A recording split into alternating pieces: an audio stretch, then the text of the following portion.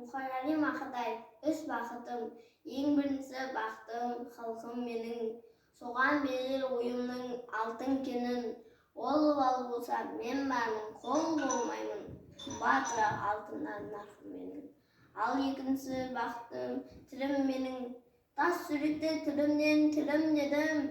Кей-кейде дүниеден түгірсем де, қасиетті тірімнен түңілмедім.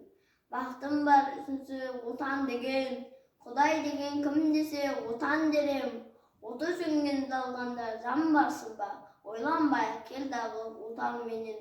Түтін түтер, өз өрпі көгере бер, немерелер көбейсін сөберер. Затыңда ұстар, жақсылық көрпе дейсің, от демес, оқ сұрасаң менен егер. Үш бірдей бақтым бар Аллаханда, мені бұндай бақты жарат армау. Үш күн нұрын төгеді аспанымнан, Атырау, Алтай, Арқа, Алатауға.